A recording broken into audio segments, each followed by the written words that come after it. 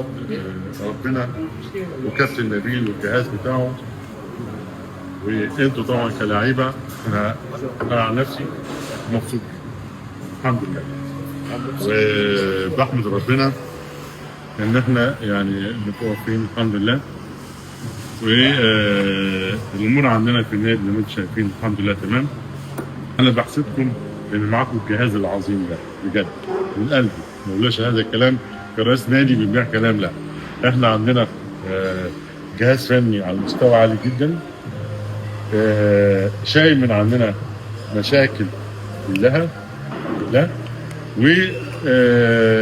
والحاجه الجميله ان الراجل شايل المسؤوليه فعلا بالجهاز بتاعه، فاسمعوا كلامه وركزوا، والتوفيق من عند ربنا. اعملوا اللي عليكم الاول، بس الامور الثانيه كلها زي ما انتم عارفين ان احنا نادي يعني عندنا مشاكل، مش مشاكل، عندنا مشاكل. بنسافر بعد كل ماتش بنروح على مكان تاني هنا عارفين الكلام ده كله، لكن زي ما انتم شايفين برضه الاستاد كمان 3-4 شهور هينتهي ان شاء الله.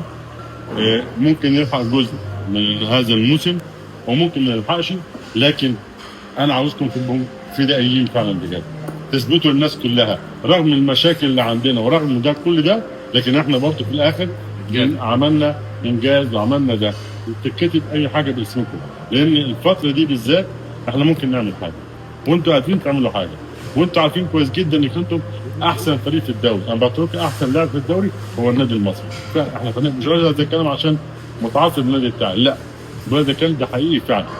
الروح اللي انتم بتلعبوا بيها يضرب بها المثل، حاجه عظيمه جدا.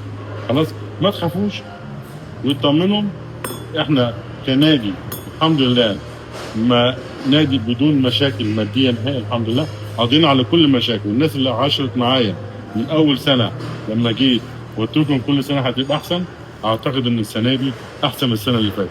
كل التزاماتنا مجابه، كل حاجتكم مجابه. لما يكون عندنا الاستاد انا بقول لكم حاجه، هيبقى عندكم حاجه ثانيه خالص، وضع مختلف. على الاقل هوفر 50 ل 70 مليون جنيه اقامات وحاجات زي كده، على الاقل هوفر. لكن احنا هنبقى حاجه كبيره جدا.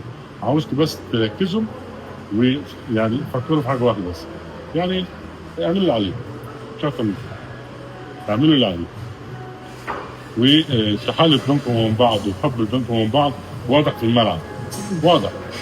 عاوزين ده يستمر بس، وربنا يوفقكم.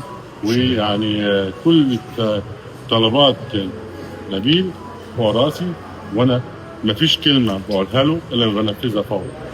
هو راجل بيدافع عنكم في تليفون، بقول له هنعمل كذا اقول له بكره او بعد او ده بيتنفذ الكلام، وربنا يوفقك.